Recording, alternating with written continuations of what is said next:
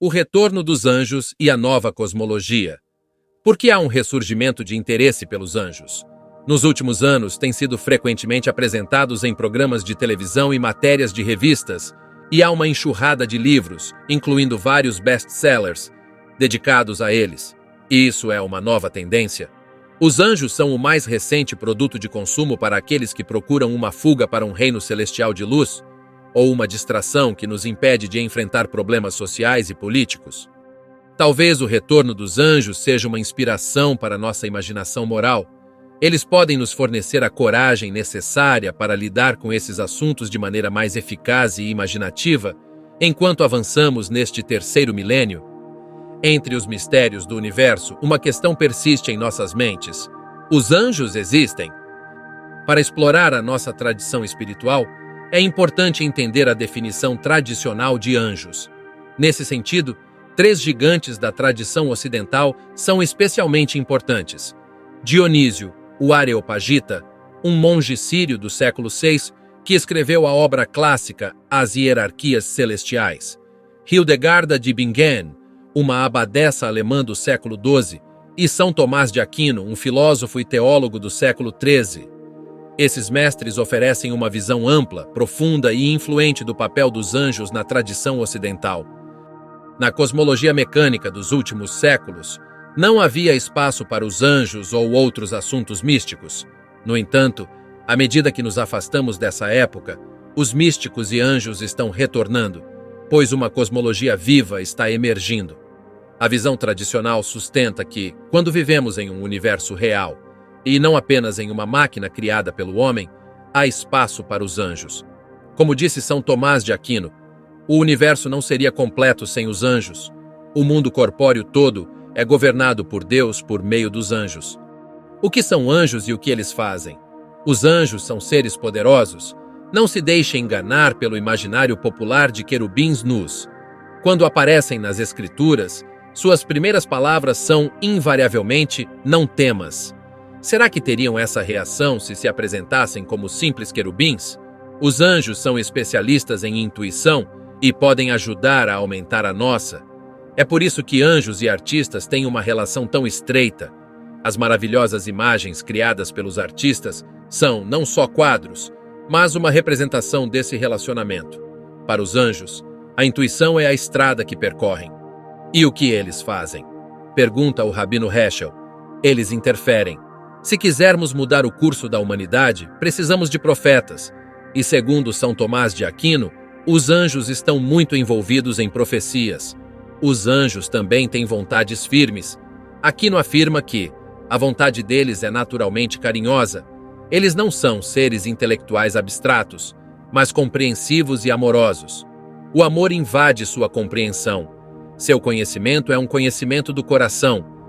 Os anjos possuem importantes funções cósmicas relacionadas à sabedoria e ao conhecimento que carregam. Uma dessas tarefas é louvar. Hildegarda de Bingen e Tomás de Aquino nos ensinam que o demônio não glorifica, e é isso que o torna diferente dos anjos a recusa em louvar. Segundo Aquino, a felicidade consiste em apreender algo melhor do que nós mesmos. A reverência, o prodígio e o tipo de poder que os anjos representam são uma manifestação disso. Eles nos chamam para sermos seres maiores. O pecado dos anjos das trevas estava relacionado à arrogância e ao mau uso do conhecimento e do poder. Isso não soa familiar quando olhamos para os 2 últimos séculos da civilização? Esse período viu a transmissão de conhecimentos excepcionais e um incrível poder de decisão, mas também um lado negro. A arrogância causou grande parte do nosso atual desespero ecológico. O mito de Fausto é um retrato do mau uso do conhecimento, do poder e da arrogância em nosso esforço de conhecer o universo. O aspecto cosmológico dos anjos e sua relação com o céu. Na Idade Média, assim como em outras épocas, o homem acreditava que o céu era habitado por seres conscientes associados às estrelas, planetas e espaços entre eles. O céu era visto como um lugar vivo, e Deus era pensado como um ser que habitava lá. No entanto, atualmente o céu é um assunto de domínio da astronomia, e a ciência nada tem a ver com Deus, espíritos ou anjos. Em vez disso, A astronomia concentra-se em estudos de galáxias, geometria do campo gravitacional, átomos de hidrogênio, ciclos de vida das estrelas, quasares, buracos negros e muito mais. Embora o céu tenha sido secularizado e mecanizado, algumas questões permanecem. A retirada da imaginação religiosa do céu causou um vazio espiritual, que foi preenchido pela ficção científica. Embora alguns escritores de ficção científica sejam talentosos e usem o céu como cenário para histórias de interesse e valor, a maioria é banal e não consegue transmitir a maravilha do universo. A multiplicidade dos anjos. Dionísio fala sobre os anjos no contexto da vastidão do cosmo e diz que os números são incontáveis. Séculos mais tarde, Mestre Eckhart afirmaria que o número de anjos ultrapassa o de grãos de areia da Terra. Já que grandes números são geralmente chamados astronômicos, isso nos faz lembrar a óbvia relação com as estrelas. Reconhecemos o cosmo repleto de inúmeras galáxias, com cada uma contendo bilhões de estrelas. Quando olhamos para o céu à noite, vemos apenas as estrelas de nossa galáxia, sendo a Via Láctea a principal parte dela. Se os anjos estão conectados às estrelas, então teríamos literalmente um número astronômico de anjos. Participação e revelação.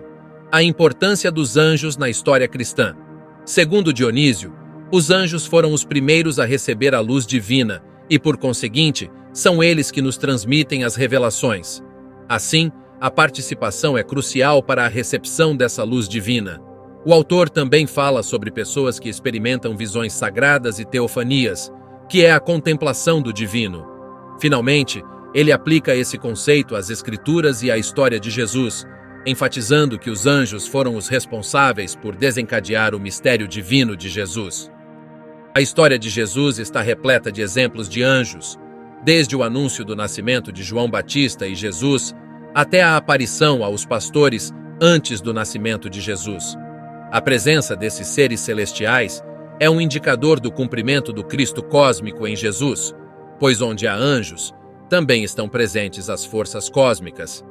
Em suma, a participação e a revelação são fundamentais para compreendermos a história cristã, e os anjos desempenham um papel crucial nesse processo. Através da comunhão, recebemos a luz divina e compreendemos a verdadeira natureza do divino. Luz e fogo. A importância desses elementos na criação. A importância do fogo é expressa de maneira magnífica nestas passagens. Os serafins, seres flamejantes, são os primeiros a serem mencionados. Na história da criação do Gênesis, Deus criou a luz ao dizer: "Faça-se a luz." Foi assim que a separação entre luz e escuridão ocorreu. As imagens da luz e do fogo primordiais para Dionísio são análogas às de muitas culturas e, na verdade, às da própria ciência moderna.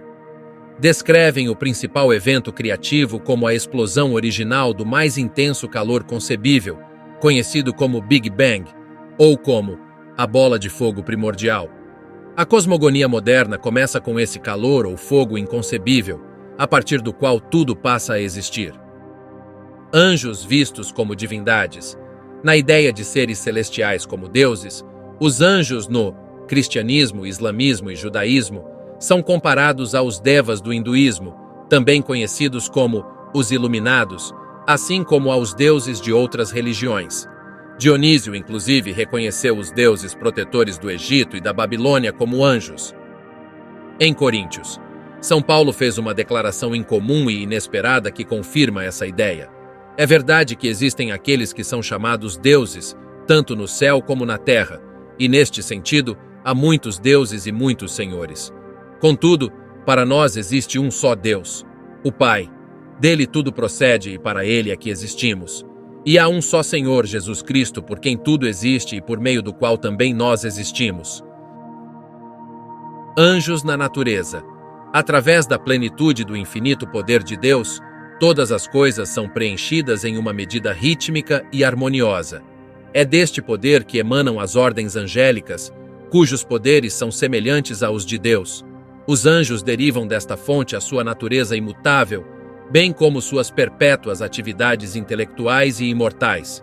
Sua estabilidade e aspiração interminável para o bem são concedidas por este poder infinitamente bom, que lhes dá o poder, o ser e a aspiração perpétua do ser. Este poder contínuo também preenche os seres humanos, os animais, as plantas e todos os elementos da natureza do universo. Ele coordena as diversas naturezas em harmonia e comunhão mútuas, concedendo a cada criatura individual o poder de ser de acordo com sua própria razão ou forma particular, diferenciando-se dos outros e sem se misturar com eles. Anjos e o universo. São Tomás de Aquino propõe uma perspectiva de universo governado pela inteligência e consciência, em contraposição à visão da ciência mecânica, que retrata um mundo inanimado e inconsciente. Além disso, ele destaca a presença constante dos anjos em todos os lugares, exercendo governança providencial. Isso significa que os anjos podem atuar em situações individuais cotidianas, como na tradição dos anjos da guarda, ou em uma escala muito maior, abrangendo nações, continentes, planetas, sistemas solares e galácticos. Obrigado por se juntar a nós nesta exploração dos anjos, tanto do ponto de vista científico quanto filosófico. Se você gostou deste vídeo, curta e inscreva-se para mais conteúdo instigante. Até a próxima. Continue olhando para os céus e buscando as respostas para os mistérios que nos cercam.